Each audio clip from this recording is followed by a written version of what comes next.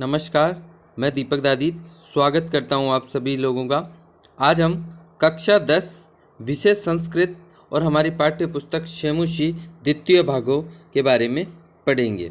सभी ध्यान से पढ़ेंगे और समझेंगे। आइए शुरू करते हैं। इस पाठ में बढ़ते प्रदूषण पर चिंता व्यक्त की गई है। तो चलिए हम श्लोक से समझ लेते हैं कवि क्या कहना चाहते हैं। पहले हम श्लोक का उच्चारण समझेंगे, उसके बाद उसका अन्वय और फिर अर्थ। दुर्वहमत्र जीवितं जातं प्रकृतिरेव शरणं शुचि पर्यावरणं महानगर मध्ये चलदनिशं कालायस चक्रं मनः शोषयत् तनुः पेशयत् भ्रमति सदा वक्रं दुर्दान्तैर्दशनैरमुना स्यान्नैव जनग्रसनम। इस तरह से पहला श्लोक है शुचि पर्यावरणम। इस पाठ का अर्थ है शुद्ध पर्यावरण, मतलब शुद्ध पर्यावरण होना चाहिए, ऐसा कवि कहते हैं। तो अब हम अन्वय पढ़ते पढ़ते उसका अर्थ भी समझ लेते हैं। अत्र जीवितम दुर्वहम जातम प्रकृति ही एव शरणम। अत्र मतलब यहाँ इन महानगरों में, बड़े बड़े शहरों में जीवितम जीना, दुर्वहम मुश्किल, जातम हुआ, प्रकृति ही एव शरणम इसलिए प्रकृति का ही सहारा लेना अभी सही है। प्रकृति मतलब नेचर का सहारा लेना ही, एव मतलब ही, शरणम शरण लेने योग्य है, मतलब सहारा लेना योग्य है। शुचि पर्यावरणम इसलिए शुद्ध पर्यावरण होना जरूरी है। महानगर मध्ये कालायास चक्रम, महानगर मतलब बड़े बड़े शहरों में, कालायास चक्रम लोहे के चक्के मतलब ये जो व्हीकल से अनिशम दिन रात चलते हुए मन शोषित मन का शोषण कर रहे हैं, मन को कमजोर कर रहे हैं, मतलब मन को कमजोर करते हुए, ऐसा यहाँ हमें मीनिंग लेना है। शोषयत मन को कमजोर करते हुए, मन को सुखाते हुए। तनु पेशयत, तनु मतलब शरीर को पीसते हुए, पेशयत मतलब पीसते हुए, तो यहाँ तात्पर्य है कि बीमार करते हुए। सदा वक्रम भ्रमति हमेशा टेढ़े मेढ़े घूम रहे हैं, वक्र मतलब टेढ़े, भ्रमति घूम रहे हैं। कौन? ये लोहे के चक्के, ये व्हीकल्स इधर उधर घूम रहे हैं। अमुना और इससे, इस वजह से, दुर्दांत ही दशनई ही, दुर्दांत मतलब भयानक, दशनी दांतों से। अभी देखिए इन व्हीकल्स हो या जिनकी वजह से प्रदूषण हो रहा है, यहाँ उन्हें भयानक दांत कहा गया है। जनग्रसनम न एव स्यात्, और इस कारण से जनग्रसनम मानव का विनाश न हो, नहीं होना चाहिए, ऐसी यहाँ चिंता व्यक्त की गई है। कज्जल मलिनम धूमम मुंचति शतशकटीयानम वाष्पयानमाला संधावती वितरन्ति ध्वानम यानानां पंक्तयो हि अनंताः कठिनम संसरणम। अब हम अन्वय के साथ साथ श्लोक का अर्थ भी समझ लेते हैं। शतशकटीयानम कज्जल मलिनम धूमम मुंचति, शतशकटीयानम मतलब सैकड़ों गाड़ियां, कज्जल मलिनम काजल की तरह मलिन गंदा, धूमम धुआं, मुंचति छोड़ रही है, वाष्पयानमाला रेलगाड़ी, ध्वानम वितरंती आवाज, ध्वान मतलब आवाज ध्वनि, वितरंती करती हुए बिखराते हुए, संधावती दौड़ रही है। यानानाम पंक्तयः अनंताः, और यानाना मतलब गाड़ियों की, रास्ते पर आप कहीं भी देखोगे तो पंक्तय लाइन, अनंतः बड़ी है, अनंत है, जिसे कोई लिमिट नहीं, इतनी लाइन लगी हुई है। और उस कारण से ही संसरणम कठिनम, और उस कारण से वहाँ से निकलना बहुत कठिन हो रहा है, वहाँ से जाना बहुत कठिन हो रहा है। वायुमंडलम वृषम दूषितम न ही निर्मलम जलम कुत्सित वस्तु मिश्रितम भक्षम समलम धरातलम करणीयम बहिरंतर जगति तु बहुशुद्धिकरणम। अब हम अन्वय के साथ साथ अर्थ भी समझ लेते हैं। वायुमंडलम वृषम दूषितम, वायुमंडल ये जो आकाश है, तो ये वृषम बहुत ही दूषितम दूषित हो गया है, गंदा हो गया है, मैला हो गया है। निर्मलम जलम ही न अस्ति, निर्मल जल, शुद्ध जल ही नहीं है। या हमने अस्ति ब्रैकेट में दिया है क्योंकि ये श्लोक में नहीं है, इसलिए सिर्फ समझने के लिए हमने वहाँ अस्ति ऐड किया है, जिसका मीनिंग होता है। तो शुद्ध जल ही नहीं है। कुत्सित वस्तु मिश्रितम भक्षम, कुत्सित बुरे चीजें, वस्तु मतलब चीजें, मिश्रितम मिश्रित किए गए, किनमें? भक्षम जो खाद्य पदार्थ होते हैं, जो खाने लायक जो चीजें होती है, उसमें बुरी चीजें मिलावट कर दी गई है। आप बाजार में जाओगे तो आपका हर चीज में मिलावट दिखेगी। समलम धरातलम, समल मतलब गंदगी से युक्त, धरातलम धरती का तल हो गया है। ये जो धरती है ये गंदगी से युक्त हो गई है। बहिः अंतः जगति तु बहु शुद्धिकरणम करणीयम, या कवि कहते हैं बही मतलब बाहर से और अंदर से, जगती मतलब इस जगत में, इस दुनिया में जो गंदगी है उसे उसे तो बहुशुद्धिकरणम करणीयम, उसकी तो बहुत शुद्धता करना चाहिए, उसकी बहुत शुद्धिकरण करना जरूरी है, ऐसा यहाँ कवि कहते हैं। चौथा श्लोक, कंचित कालम नय माम अस्मान नगरात बहुदूरम प्रपश्यामि ग्रामांते निर्झर नदी पयपूरम एकांते कांतारे क्षणमपि में स्यात् संचरणम।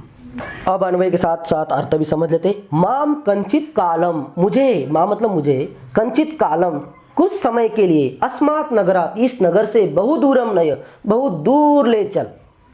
कवि नगर में, शहरों में ठहरना नहीं चाहते क्योंकि वहाँ बहुत प्रदूषण बढ़ चुका है, और वो कहते ग्रामांते, मैं गांव के सीमा पर, गांव के तट पर, निर्झर नदी पयपूरम प्रपश्यामि, निर्झर मतलब झरना, नदी, पयपूरम नदी मतलब नदी, पयपूरम तालाब, प्रपश्यामि मैं देख रहा हूँ, मुझे गांव के तट पर ये सब चीजें देख रही है। एकांते कांतारे किसी एक जंगल में, कांतारे मतलब जंगल में, क्षणमपि क्षण भर, कुछ समय के लिए भी, मैं संचरणम स्यात् मेरा वहाँ रुकना हो, मेरा वहाँ ठहरना हो, मेरा वहाँ घूमना हो, ऐसा यहाँ कवि कहते हैं। मतलब वो जंगल में रहना चाहते हैं मगर नगरों में नहीं, शहरों में नहीं। इस तरह से श्लोक का अर्थ है। पांचवा श्लोक, हरित तरूणाम ललित लतानाम माला रमणीया कुसुमावली ही समीर चालिता श्यान्मे वरणीया नवमालिका रसालम मिलिता रुचिरम संगमनम।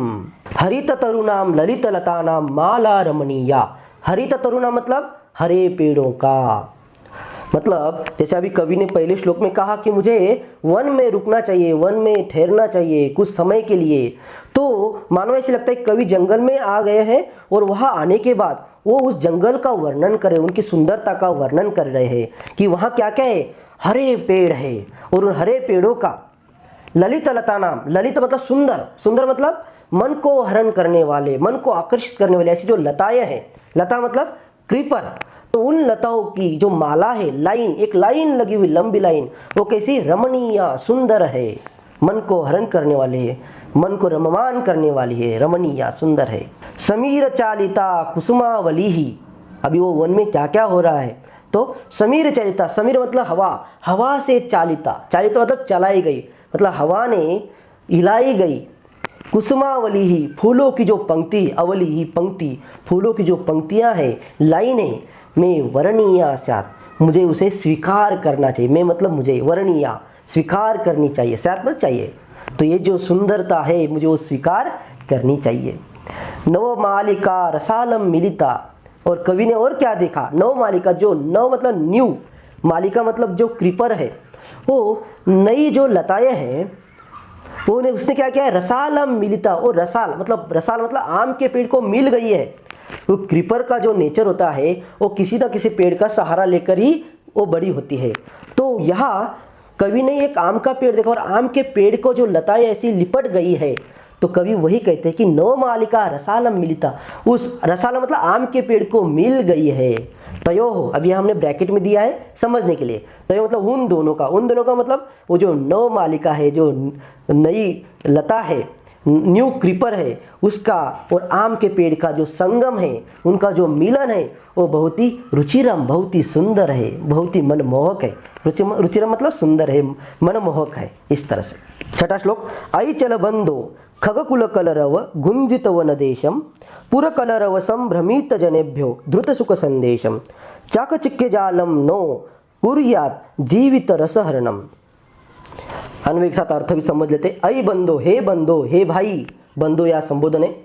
खग कुल कलरव, खग मतलब पंछी, कुल मतलब समूह, मतलब पंछियों के समूह से, उनके ग्रुप के कारण जो कलरव, जो ध्वनि निर्माण हुआ है, उस ध्वनि के कारण, उस आवाज के कारण, गुंजित वन देशम, गुंजा हुआ जो वनदेश, जो जंगल है, वहाँ चलो। पूरा कलरव, पूरा मतलब नगर, शहर, और शहरों का जो कलरव, जो ध्वनि आवाज है, उस आवाज के कारण संभ्रमित जनेभ्य, संभ्रमित मतलब भ्रम में फंसे हुए ऐसे जनेभ्य, ऐसे लोगों के लिए, ऐसे मानवों के लिए जो नगरों के आवाज से भ्रमित है, भ्रम में फंसे हुए ऐसे लोगों के लिए द्रुत सुख संदेशम, एक सुख संदेश तू धारण कर, एक अच्छा संदेश तू पकड़। चाकचिक्के जालम, चाकचिक्के जालम मतलब चकाचौंध दुनिया, ये जो बनाई गई दुनिया है, बिल्डिंग्स हो या जो भी कुछ है, वो जो दुनिया है, ये जो दुनिया है, जीवित रस हरणम, जीने का जो आनंद है, जो खुशियाँ है, उसका हरण नो कुर्यात, न करे। नो मतलब नहीं, कुर्यात मतलब करे, न करे। ये जो दुनिया है चकाचौंध, दिखने में तो बहुत अच्छी दुनिया है, मगर ये जो जीने का जो मजा है उसे हरण ना करे, उसे नष्ट ना करे। 7वां श्लोक, प्रस्तरतरे लतातर गुल्मा नो भवन्तु पिष्टाः, पाषाणी सभ्यता निसर्गे स्यान्न समाविष्टा, मानवाय जीवनम कामये नो जीवन मरणम। अब बनो एक साथ अर्थ समझ लेते। लता मतलब बेल, क्रीपर, तरु मतलब पेड़, गुल्मा मतलब झाड़ी, झाड़ी मतलब जहाँ बहुत सारे पेड़ होते हैं उसे झाड़ी कहते हैं। तो ये जो सब है, ये सब प्रस्तर तले, पत्थरों के तल पर, पिष्टः नष्ट, नो मतलब नहीं, भवन्तु मतलब हो, मतलब लताएं, पेड़, झाड़ी, ये सब पत्थरों के तल पर नष्ट न हो। पिष्टा का शब्द अर्थ होता है कुचलना, रगड़ना, इस तरह से चूर्ण बनाना, ऐसा ही होता है चूर्ण। तो हम उसे अर्थ के हिसाब से यहाँ नष्ट न हो ऐसा पूरा अर्थ करेंगे। तो कवि का कहने का तात्पर्य यह है कि लोग क्या कर रहे हैं आजकल, पेड़ काट रहे और उसके जगह पर बिल्डिंग्स बना रहे। तो ये सब पत्थर की जो दुनिया बन रही है, उससे ये जो पेड़ है सब नष्ट हो रहे हैं, तो वो न हो ऐसा यहाँ कवि कहते हैं। पाषाणी सभ्यता निसर्गे समाविष्टा न स्यात्, और ये जो पाषाणी सभ्यता है, सभ्यता मतलब ये जो अभी जो पाषाण की मतलब पत्थरों की जो दुनिया चल रही है, ये जो फैमिली बढ़ रही है, वो निसर्ग इस नेचर में समाविष्ट न हो, न स्यात्, न हो, समाविष्ट मतलब वो उसमें न मिल जाए, इस निसर्ग में ये जो पथरीली दुनिया है वो न मिल जाए। मिल जाएगा तो क्या होगा, यहाँ बड़े बड़े शहर बन जाएंगे और वहाँ का जो नेचर है वो नष्ट हो जाएगा। लास्ट में कवि कहते हैं, मानवाय जीवनम कामये, मानव के लिए मैं जीवन की कामना करता हूँ, इच्छा करता हूँ। अहम मतलब मैं, हमने अहम ब्रैकेट में दिया है समझने के लिए। अहम मतलब मैं मतलब कवि बात कर रहा है कि मैं कामना करता हूँ, मैं इच्छा करता हूँ मानव के लिए, मानव का एक बेहतरीन जीवन हो, उसके लिए। जीवन मरणम नो, जीते हुए मरण की नहीं, मतलब इंसान जी रहा है मगर उस जीने की में कोई अर्थ नहीं है। ऐसे जीवन की, ऐसे लाइफ की मैं कामना, मैं इच्छा नहीं करता हूँ। जैसे हॉलीवुड मूवी में दिखाया जाता है कि पूरी धरती नष्ट हो गई, यहाँ का ऑक्सीजन खत्म हो चुका है और फिर लोग ऑक्सीजन लेकर भी घर के बाहर निकल रहे हैं। तो ऐसी लाइफ, तो वही यहाँ कवि समझा रहे हैं कि ऐसी लाइफ की मैं इच्छा नहीं कर रहा हूँ। यहाँ एक हेल्दी लाइफ चाहिए जहाँ इंसान आराम से इधर उधर भटक सके, घूम सके और उसे बिल्कुल भी कोई बीमारी ना हो। ऐसी हेल्दी लाइफ की मैं कामना करता हूँ। इस तरह से हमने आज पाठ का अभ्यास कर लिया है। आगे हमने क्वेश्चन आंसर दिए हैं, आप वो देख लीजिए। धन्यवाद।